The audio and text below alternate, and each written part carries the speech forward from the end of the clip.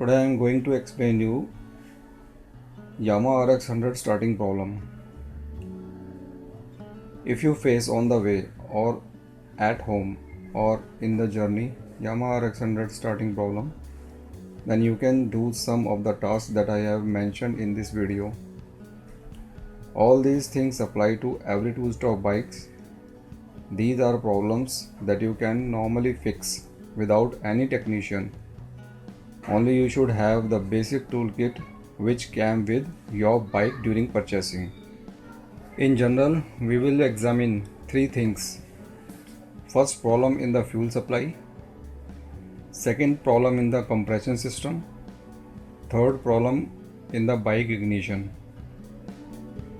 So let's check all the problem one by one. First of all, if there is a problem with the fuel supply, there will be three things while looking at the fuel in the bike. First, bike does not have fuel. Second, bike has some fuel. Third, bike has full amount of fuel, even then the bike is not starting.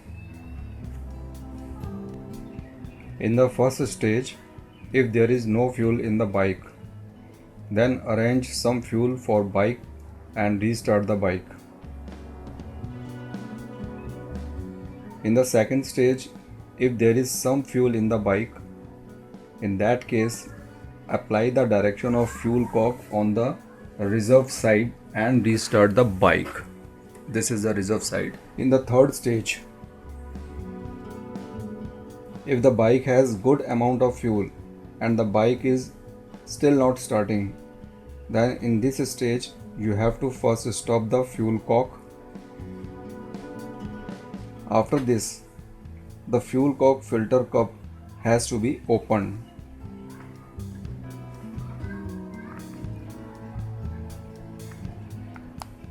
This is the fuel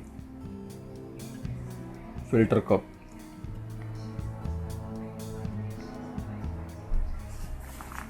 Here you have to open this.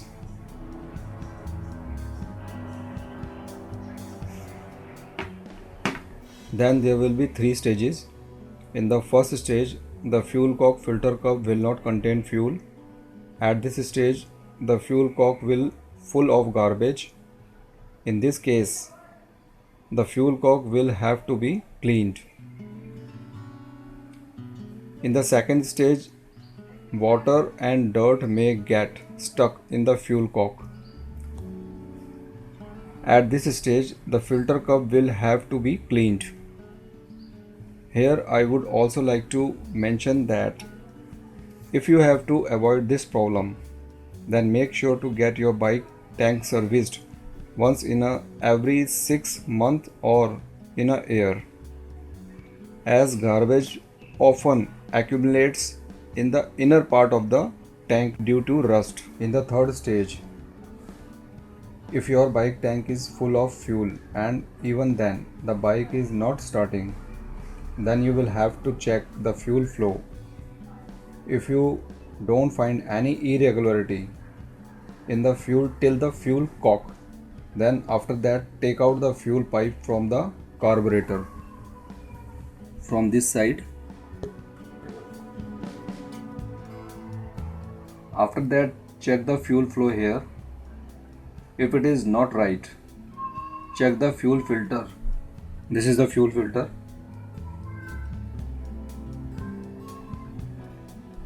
Or change it to a new one. Apart from this, if you get the fuel properly at this point, then your fuel line is okay. Now you have to see the second step, that is problem in the compression system. If there is a problem in compression system of the bike, then performs these procedures. Kick the kickstarter to see if there is a compression. Then there will be two situations. First, there is no compression. Second, there is compression. First, there is no compression, then any shortcomings in the compression system, it may be difficult to start the bike. This condition can come only if you have neglected the engine of your bike for a long time. In such a situation, the piston and rings of your bike can have in bad condition and other parts of engine may worn out inside the engine. In such a situation, you can open the spark plug and use 1 spoon of engine oil in its hole. Here, in its hole. Because sometimes compression leaks when there is some obstructions near the path or ring of the piston in the engine. Therefore, due to engine oil, we can also remove the carbon piece which hinders compression of the piston. After that, install again the spark plug and restart the engine. This process will support your bike for some time, but later show it to a Yamaha expert technician to get the engine shortage fixed. Don't do this work yourself. Only search the Yamaha technician nearby in your area and show it to him. Second problem, if there is a compression, then compression is normal. Then go to the third point. Third point is problem in the bike ignition. If there is a problem with the ignition of the bike, do these procedures. Take out the spark plug and check the electrode. Then there will be two situations. The electrode is wet, the electrode is dry. You can see this is the dry spark plug. If the electrode is wet, then wipe the plug with the clean cloth. Then apply the plug cap to the spark plug. Turn on the bike ignition. To check spark position of the plug by attaching its other end to the chassis and kick strongly and restart the bike. Then there will be two situations. If the spark plug is good, then the ignition system is normal. If the spark plug is weak or there is no spark, then adjust the gap of spark plug, which should be between 0.6 to 0.7 mm. Adjust the gap of spark plug, which should be between 0.6 to 0.7 mm. Clean the carbon from the electrode of spark plug or replace the spark plug lastly. Then turn on the ignition switch and kick it strongly. After this, your bike will definitely start. Now the question is raised here. After checking all these factors, if the bike does not start, then what you have to do? If the bike does not turn on even after these three inspections, then at this stage, the wire connection of the main switch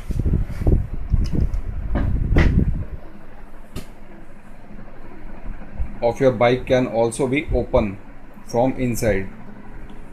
This switch can also be loose and can also be carbonic in rainy season. The ignition coil here, the ignition coil of the bike may also be short, due to which you will not get a spark on the spark plug. And the wire of the CDI unit, which is installed here, and AC generator or other coil can also be shortened or damaged from the inside of the generator.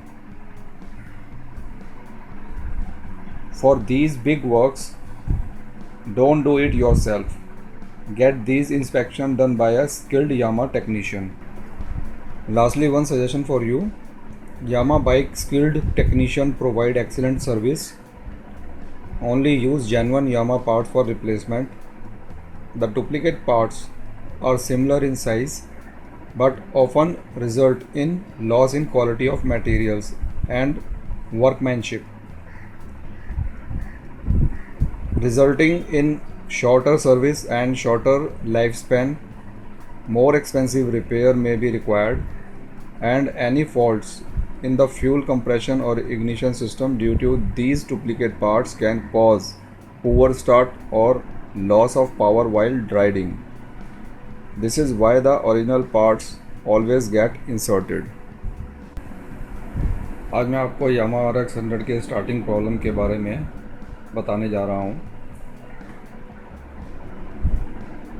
यदि आप रास्ते में हैं, घर पे हैं या फिर सफ़र में हैं, यामाहा RX 100 की स्टार्टिंग प्रॉब्लम का सामना करते हैं, तब आप कुछ कार्यों को कर सकते हैं जो मैंने इस वीडियो में बताए हैं। ये सारी बातें हर 2 स्ट्रोक बाइक पर लागू होती हैं।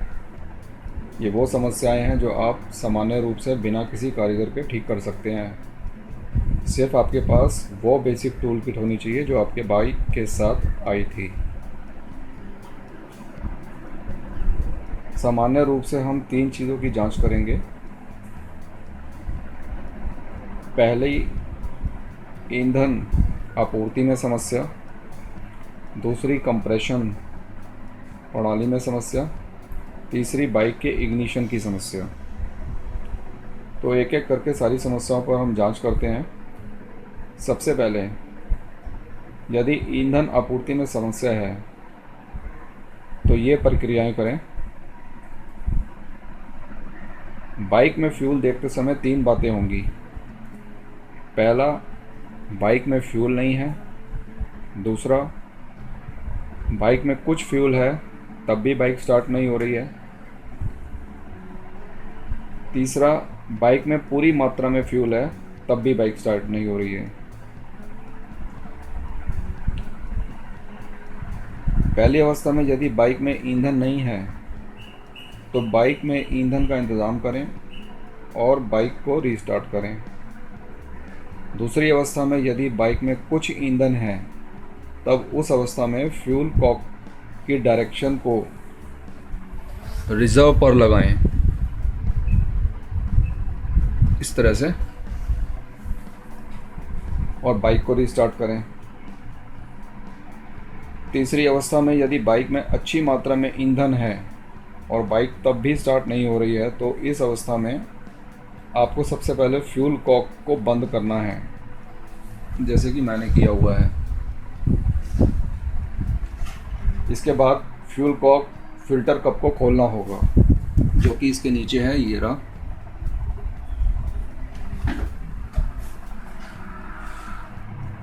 यहाँ पर 3 अवस्थाएं आएंगी। पहली अवस्था में फ्यूल कॉक फिल्टर कप में फ्यूल नहीं होगा।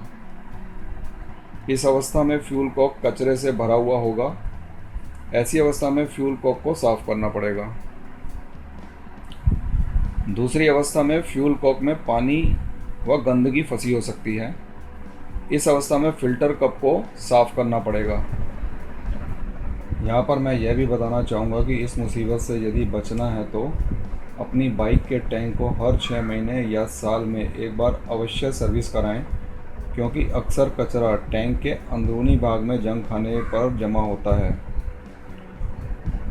तीसरी अवस्था में यदि आपकी बाइक की टंकी ईंधन से भरी है और तब भी बाइक स्टार्ट नहीं हो रही है तो आपको ईंधन प्रवाह की जांच करनी होगी। इसके लिए यदि आप ईंधन की कोई भी अनियमितता या इरेगुलरिटी फ्यूल कॉक तक नहीं पाते हैं, अगर आपको यहाँ पर फ्यूल मिल रहा है तब उसके बाद कार्बोरेटर से फ्यूल का पाइप बाहर निकाल दें, यहाँ से।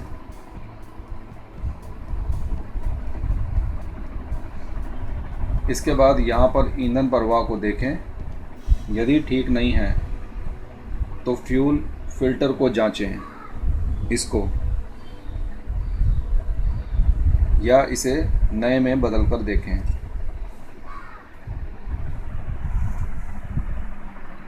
इसके अलावा यदि आपको इस पॉइंट पर फ्यूल का प्रवाह ठीक मिलता है तो आपकी फ्यूल लाइन ठीक है। अब आपको दूसरे चरण को देखना है। दूसरा चरण है कंप्रेशन प्रणाली। दूसरा है कंप्रेशन प्रणाली में समस्या। अगर बाइक के कंप्रेशन सिस्टम में समस्या है तो ये प्रक्रियाएं करें। कंप्रेशन देखने के लिए किक स्टार्ट को किक करें। फिर दो स्थितियां होंगी। पहली, कोई कंप्रेशन नहीं है। दूसरी, वहाँ पर कंप्रेशन है। पहला, यदि कोई कंप्रेशन नहीं है तो ऐसी अवस्था में बाइक स्टार्ट करने में दिक्कत पेश आ सकती है। यह अवस्था तभी आ सकती है जब आपने अपनी बाइक के इंजन को बहुत समय से उपेक्षा कर रखी हो। ऐसी अवस्था में आपकी बाइक के पिस्टन और रिंग से लेकर इंजन के अंदरूनी भागों का खराब या घिसा होना हो सकता है। ऐसी स्थिति में आप स्पार्क प्लग को खोल सकते हैं और इसके छेद में एक चम्मच इंजन ऑयल का उपयोग कर सकते हैं। इसके छेद में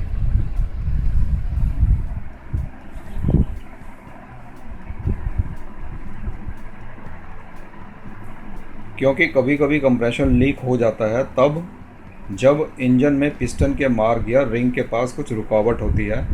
इसलिए इंजन ऑयल के कारण हम पिस्टन के कंप्रेशन में बाधा डालने वाले कार्बन के टुकड़े को भी हटा सकते हैं। उसके बाद फिर से स्पार्क प्लग इंस्टॉल करें और इंजन को रीस्टार्ट करें।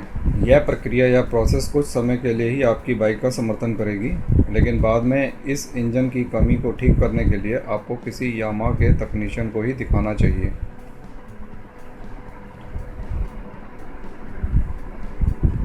दूसरा पॉइंट था, यदि कंप्रेशन है तो कंप्रेशन सामान्य है। ऐसी अवस्था में अब आपको तीसरी समस्या पर जाना पड़ेगा। तीसरी समस्या है इग्निशन प्रॉब्लम। तीसरी समस्या इग्निशन प्रॉब्लम। यदि बाइक के इग्निशन में समस्या है तो ये प्रक्रियाएं करें। स्पार्क प्लग को बाहर निकालें और इलेक्ट्रोड की जांच करें। देखिए, यहाँ मैं बता देता हूँ आपको। इसके बीच में सेंट्रल इलेक्ट्रोड है और ये ऊपर वाला जो है ये ग्राउंड इलेक्ट्रोड है।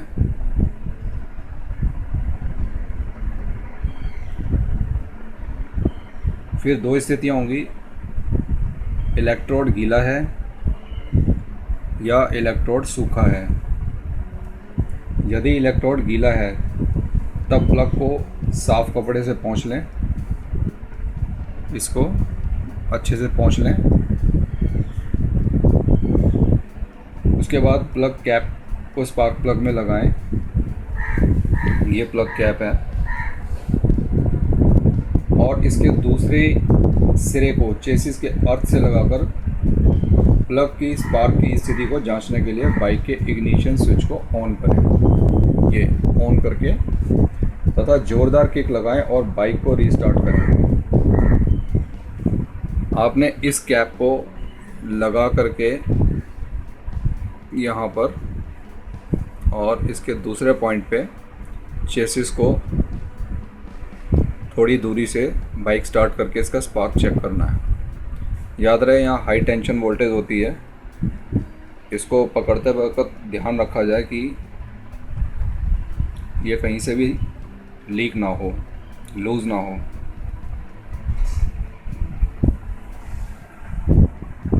फिर दो स्थितियाँ होंगी। अगर चिंगारी अच्छी है तो इग्निशन सिस्टम सामान्य है। दूसरा, अगर चिंगारी कमज़ोर है या कोई चिंगारी नहीं है तो प्लग गैप को एडजस्ट करें। ये एक गैप है जिसको कंपनी रिकमेंड करती है 0.6 से 0.7 mm तक के बीच में होना चाहिए। स्पार्क प्लग के इलेक्ट्रोड से कार्बन को साफ़ करें या प्लग को ही बदल दें। उसके बाद इग्निशन स्विच ऑन करें और ज़ोरदार किक लगाएं। इसके बाद बाइक अवश्य ही स्टार्ट हो जाएगी। दरअसल इन्हीं तीनों में से किसी एक कारण से आपकी बाइक स्टार्ट नहीं होती है। पहला फ्यूल, दूसरा कंप्रेशन और तीसरा इग्निशन। इन तीनों पॉइंट्स को एक एक करके आपको जांचना चाहिए और समय रहते आपको अपनी बाइक की सर्विस भी करवा लेनी चाहिए। ताकि इस समस्या से बचा जा सके। यदि इन तीनों निरीक्षणों के बाद भी बाइक चालू नहीं होती है तो इस अवस्था में आपकी बाइक का मेन स्विच जो कि ये है कि वायर का कनेक्शन इग्निशन स्विच के अंदर से ओपन भी हो सकता है। ये स्विच लूज़ भी हो सकता है तथा वर्षा के दिनों में ये कार्बनिक भी हो सकता है। बाइक की इग्निशन कॉइल भी शॉर्ट हो सकती है जो कि यहाँ पे स्थित है, जिसकी वजह से आपको स्पार्क प्लग पर अच्छा स्पार्क नहीं मिलेगा और CDI यूनिट जो कि यहाँ स्थित है कि वायर AC जनरेटर या पल्स कॉइल भी अंदर से शॉर्ट हो या ख़राब हो सकती है। इन बड़े कार्यों के लिए आप खुद ना करके किसी निपुण यामा कारीगर से ही निरीक्षण करवाएं। अंत में सलाह यह है कि यामा बाइक के कुशल तकनीशियन उत्कृष्ट सेवा प्रदान करते हैं। रिप्लेसमेंट पार्ट्स के लिए केवल वास्तविक यामा पार्ट्स का उपयोग करें। डुप्लीकेट पार्ट्स आकार में समान होते हैं लेकिन अक्सर सामग्री और कारीगरी की गुणवत्ता में कमी होती है। परिणामस्वरूप इनकी सेवा और जीवन काल छोटा होता है और अधिक महंगी मरम्मत की आवश्यकता हो सकती है तथा इनके कारण ईंधन कंप्रेशन या इग्निशन सिस्टम में कोई भी गलती सवारी करते समय खराब शुरुआत या हानि का कारण बन सकती है।